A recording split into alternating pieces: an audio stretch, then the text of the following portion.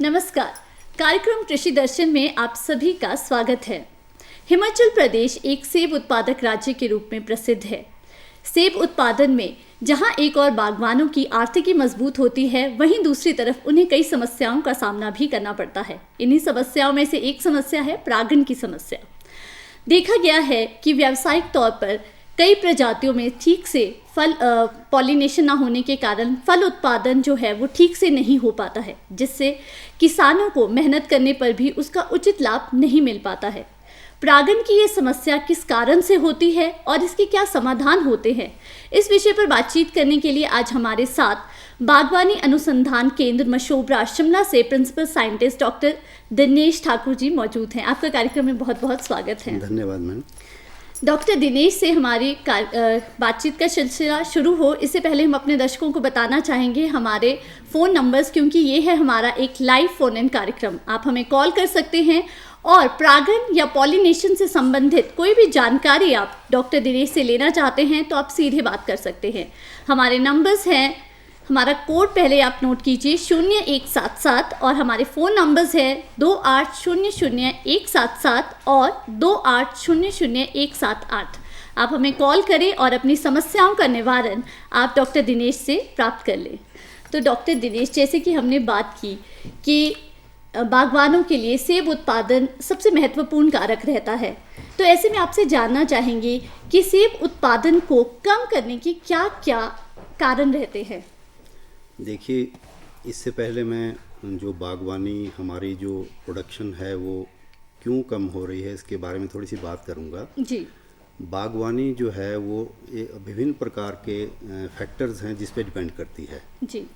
सबसे पहले जो हमारा कम उत्पादन हो रहा है उसके कारण है हमारे जो बगीचे हैं पुराने, उसमें पुरानी किस्में लगी हुई हैं। और दूसरा सबसे बड़ा कारण है कि उनकी जो डेंसिटी है, जो घनत्व है वो बड़ा कम है। जी। और तीसरा बड़ा कारण है कि हमारी जो मिट्टी है उसकी गुणवत्ता अच्छी नहीं है, प्रॉपर उसमें पोषण नहीं है। और चौथा कारण ये है कि हमारे पास एक प्रॉपर सिंचाई की व्यवस्था नहीं है। हमारी काट छांट, अगला जो कारण है, काट छांट भी हमारी गलत ढंग से होती है। और जो जिस विषय के ऊपर आज हम बात करने वाले हैं, परागण, तो हमारी परागण व्यवस्था भी अनुचित होती है कहीं ना कहीं। तो आज हम परागण के बारे में बात करेंगे। वैसे तो जो ये मैंने 5-6 पॉइंट बताए, ये सारे ही एक अच्छे उत्पादन के लिए उत्तरदायी होते हैं। जी। तो जैसे आपने बात की कि हम आज परागण के बारे में बात करने वाले हैं और एक महत्वपूर्ण कारक भी रहता है उत्पादन के लिए, तो सबसे पहले डॉक्टर साहब आपसे जानना चाहेंगे कि आखिर ये पॉलिनेशन से परागण होता क्या है और उत्पादन में इसका क्या महत्व है। देखिए, जो भी हम भोजन खाते हैं, फल खाते हैं, ये सारा परागण के कारण ही इसका परिणाम है कि जो हमारे पास भोजन बनता है वो चाहे किसी भी प्रकार की फसल हो, परागण एक मुख्य कारण रहता है। जी। और परागण क्रिया क्या है कि हमारा जो सेब का, जैसे हम सेब की बात करेंगे, सेब के फूल में नर और मादा भाग होते हैं एक कंप्लीट फ्लावर में। तो जो हमारा नर भाग है उसमें से पराग जो है मादा भाग के ऊपर ट्रांसफ़र होना चाहिए। इसी क्रिया को हम परागण कहते हैं। जी। वैसे तो परागण एक इस तरह की क्रिया है कि सिर्फ ये ट्रांसफ़र ही नहीं है, उसके बाद इसमें अगले स्टेप्स इन्वॉल्व हैं। फर्टिलाइजेशन होना चाहिए ताकि उसमें जो है फ्रूट सेट को सुनिश्चित किया जा सके। जी। तो इस पे कई चीज़ों पे आधारित भी रहता है। जी। यदि हम इसके लिए आदर्श समय कहें, जो आपने कहा फ्लावरिंग के लिए, तो वो किस समय को मानेंगे। देखिए, हमारे पास जो परागण के लिए सबसे एक आदर्श समय ये होना चाहिए हमारे पास कि जो भी हमारा फूल खिलने का जो समय है उसमें 2 से 3 दिन के अंदर हमारी पूरी परागण की क्रिया हो जानी चाहिए। अगर उस टाइम पे, उस समय पे हमारा, क्योंकि परागण में एक वातावरण का बहुत बड़ा एक योगदान रहता है। परागण डिसाइड करता है कि आपकी आने वाली जो फसल है वो अच्छी होगी या कम होगी, उसी के ऊपर उसका निर्धारण किया जाता है फसल का। तो उस दौरान जो है हमारा टेम्परेचर, नमी और हवाएं, इस तरह की जो चीज़ें हैं ये काफ़ी निर्भर करता है। एक आदर्श परागण के लिए आपका जो टेम्परेचर है वो 21 डिग्री से लेके आपका 27 डिग्री के बीच में, जब ये फ्लावरिंग का जो टाइम होता है 10 से 15 दिन का, इसके बीच में रहना चाहिए। जी। अगर टेम्परेचर इससे डाउन जाता है, 20 से 18 17 जाता है, तो आपकी परागण की क्रिया जो है प्रभावित होती है, क्योंकि जो आपका पराग ट्रांसफ़र हुआ है वो उसका अंकुरण उस मादा भाग के ऊपर होता है। अगर टेम्परेचर डाउन करता है तो जो पराग की जो नलिका है जिसने अल्टीमेटली फर्टिलाइजेशन करना है और फ्रूट सेट करना है, वो प्रभावित हो जाएगा, फर्टिलाइजेशन नहीं होगी और अनपॉलिनेटेड जो फ्लावर है वो ड्रॉप कर जाएगा, फ्रूट सेटिंग नहीं होगी। उसी प्रकार से हमारा जो है वो नमी का भी रोल है, जो मैं ह्यूमिडिटी की बात कर रहा हूँ, कि आपकी वातावरण में इतनी ज़्यादा ह्यूमिडिटी भी नहीं होनी चाहिए। सॉइल में ज़रूर ह्यूमिडिटी होनी चाहिए। जब आपका पॉलिनेशन का टाइम है तो हम ये सिफारिश करते हैं कि आपके बगीचे में सिंचाई होगी तो वो स्पेल काफ़ी अच्छा चलेगा। और उस दौरान काफ़ी मतलब टेम्परेचर अगर 27 डिग्री से ऊपर इंक्रीज़ करता है तो जो मादा भाग के ऊपर जहाँ पे वो अंकुरण होना है वहाँ पर वो अंकुरण जो है नहीं हो पाता और वो पार्ट सूख जाता है, तो अल्टीमेटली हमारा जो फ्रूट सेट है वो प्रभावित होता है। जी। तो जिस तरह से आपने बात की कि ये काफ़ी सारी चीज़ें, नमी भी है, टेम्परेचर भी है, तो क्या ये उत्पादन को कम भी कर सकता है? किस हद तक जो है ये प्रभावी रहता है? देखिए, जो वातावरण संबंधी कारक हैं उनको तो हम कंट्रोल नहीं कर सकते।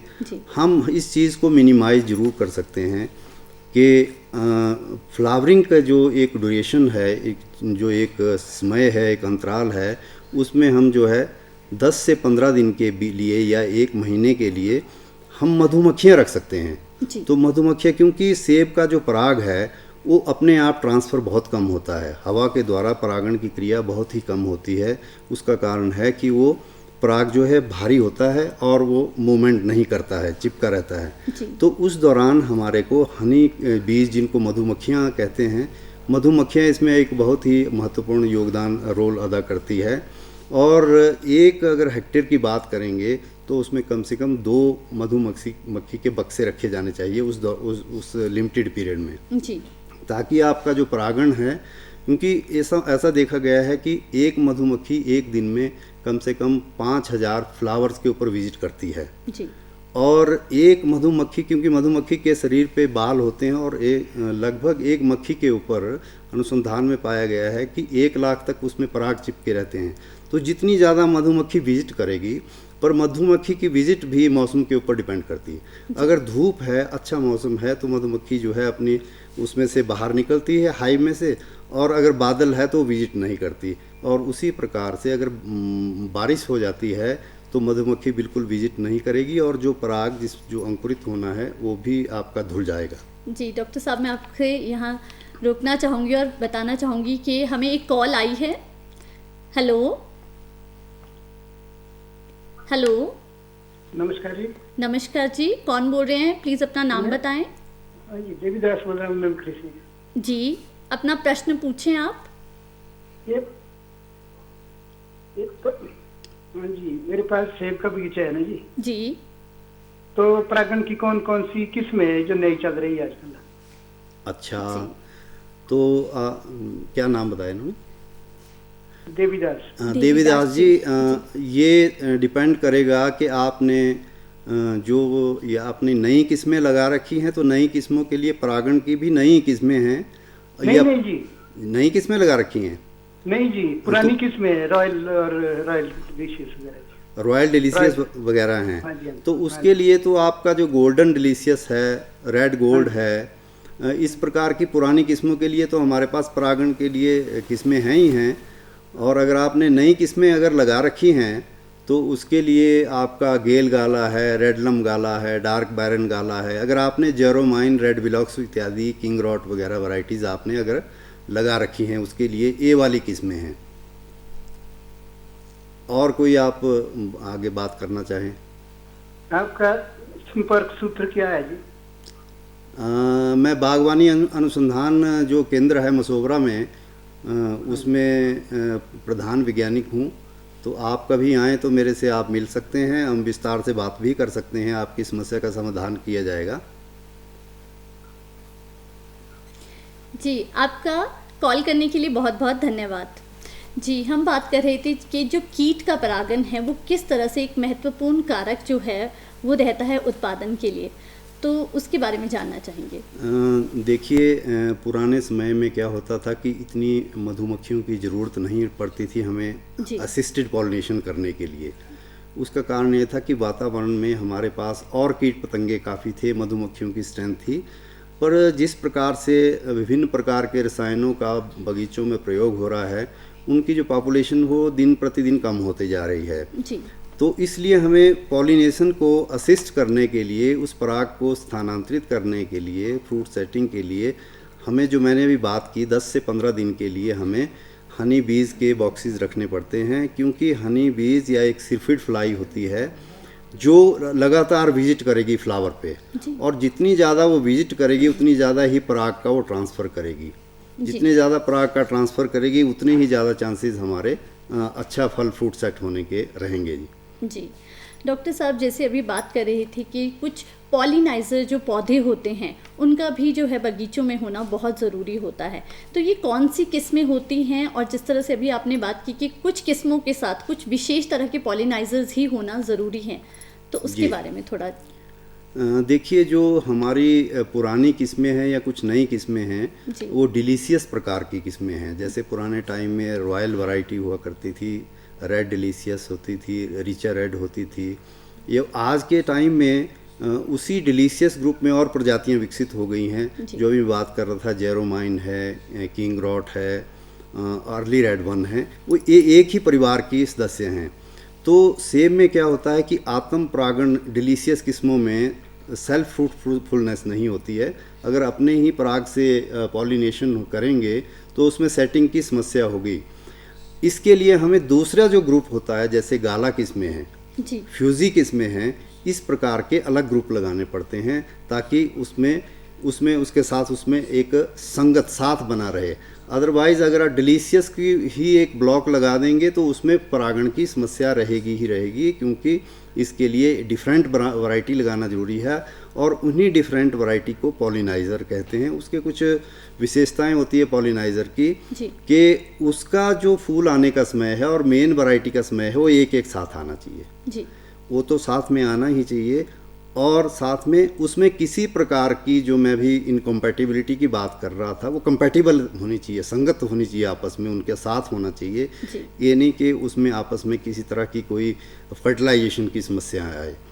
तो और आजकल, पहले पुराने समय में हम गोल्डन डिलीशियस लगाते थे या रेड गोल्ड लगाते थे, जिनकी मार्केट में इतनी ज़्यादा वैल्यू नहीं है। लेकिन आज की डेट में हम पॉलिनाइज़र के लिए हमने उसका परिभाषा बदल दी है कि हमारी किस्म ऐसी होनी चाहिए, क्योंकि जो पॉलिनाइज़र किस्में हैं वो हम आजकल रिकमेंड करते हैं कि 33% से लेकर 50% तक पौधे 100 में आपके पॉलिनेशन करने वाली किस्मों के होने चाहिए।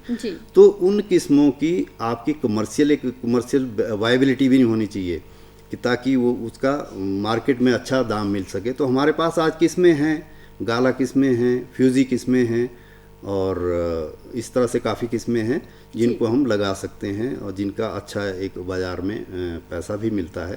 तो यहाँ हम अपने दर्शकों को एक बार फिर से बताना चाहेंगे कि आप हमें कॉल कर सकते हैं और परागण यानी पॉलिनेशन से संबंधित कोई भी जानकारी आप डॉक्टर दिनेश ठाकुर से लेना चाहते हैं तो आप हमें कॉल कर सकते हैं। आप नोट कर सकते हैं हमारे नंबर्स 0177 और 28000177 और दूसरा नंबर है 28000178। तो जिस तरह से आपने डॉक्टर दिनेश अभी बताया कि अच्छी पॉलिनेशन के लिए अच्छे पौधे होना भी बहुत ज़रूरी है, और आपने कहा कि जिस तरह से एक संगत के, तो आपसे ये जानना चाहेंगे कि अगर कोई स्थापित बगीचे हैं पहले से और उसमें आदर्श पॉलिनेशन के लिए जो पौधे होने चाहिए वो नहीं है, और जिस तरह से आपने कहा कि अच्छी संगत होनी चाहिए, तो उसके लिए जो बागवान है वो बाद में क्या कर सकते हैं? उसके लिए बागवान जो है क्या कर सकता है, सबसे पहली बात है जो मैंने आपको अभी बात की कि हनी बी कॉलोनी की, क्योंकि मधुमक्खी जो है वो ये नहीं देखेगी कि वो आपके बगीचे से वो बाहर भी जा सकती है। अगर दूसरे वाले ने कोई और किस्म लगा रखी है तो मधुमक्खी वहाँ से आएगी, आपके बगीचे में भी वो फ्रूट सेटिंग करेगी, पॉलिनेशन करेगी बिना किसी भेदभाव के।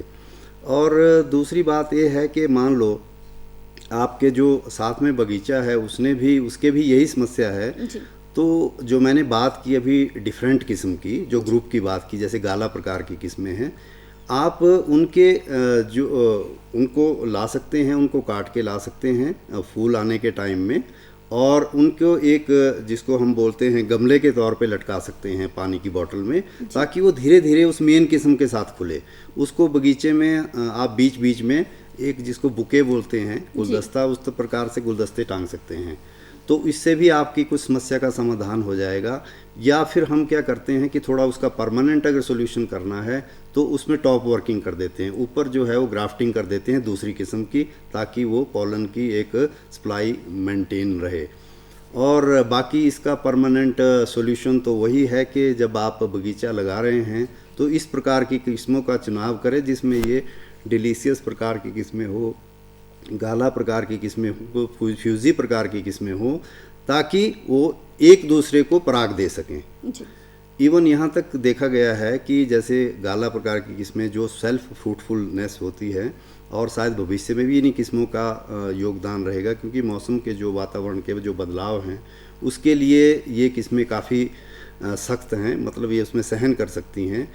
तो गाला प्रकार की किस्मों को भी आप उसमें लगा सकते हैं जब आप प्लांटेशन कर रहे हैं, और डाइवर्सिफाई कर सकते हैं। मतलब आप 2 या 3 किस्मों पे निर्भर न रह के उसमें 4, 5, 6 किस्में आप लगा सकते हैं, ताकि आपके बगीचे को एक इंश्योरेंस मिल सके।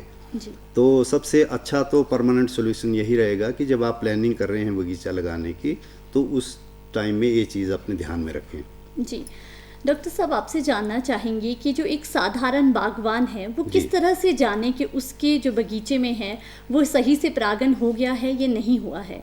जी, इसका एक तरीका है कि जैसे सेब में ये देखा गया है कि जिस फूल में प्रॉपर पॉलिनेशन नहीं होती, फर्टिलाइजेशन नहीं होती, तो 1 महीने के अंदर अंदर वो ड्रॉप कर जाता है। जी।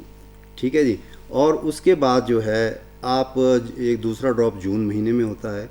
तो जो गिरे हुए फल हैं उनको अगर आप काट के देखेंगे तो उसमें किसी में सीड नहीं होगा और किसी में 2 या 3 बीज होंगे। जी। तो पॉलिनेशन का, परागण का बीजों की संख्या के साथ सीधा संबंध है। जितना ज़्यादा अच्छी तरह से फ्लावर में पॉलिनेशन होगा उस फ्रूट में उतने ज़्यादा ही बीज बने होंगे, और जितने ज़्यादा बीज बने होंगे, क्योंकि बीजों में एक विशेष प्रकार का एक ग्रोथ रेगुलेटर पाया जाता है ऑक्सीन करके, वो ऑक्सीन जो है वो फ्रूट को प्रॉपर शेप देता है। अदरवाइज आपके फ्रूट जो है वो टेढ़े मेढ़े बनेंगे और उनकी प्रॉपर गुणवत्ता नहीं आएगी। तो पॉलिनेशन का जो है वो डायरेक्ट फ्रूट की क्वालिटी के ऊपर प्रभाव पड़ता है। तो ये इस तरह से आप पॉलिनेशन के बारे में जो फ्रूट की क्वालिटी है उस पर डेफिनेटली प्रभाव पड़ता है। अगर आपकी प्रॉपर पॉलिनेशन नहीं हो रही है तो लोग आजकल बागवान जो है वो दूसरे तरीके कोई ग्रोथ रेगुलेटर यूज़ कर रहे हैं जो रिकमेंडेड नहीं है बाज़ार में से लेके। तो उससे क्या होता है कि पौधे की जो नॉर्मल फिजियोलॉजी है उस पर फ़र्क पड़ रहा है, और जो फ्रूट उससे बनता है बिना पॉलिनेशन और फर्टिलाइजेशन से, उसमें कैल्शियम नाम के तत्व की कमी रह जाती है, और वो जो फ्रूट बनता है उसको आप ज़्यादा स्टोर नहीं कर सकते क्योंकि उसमें कैल्शियम नहीं होता।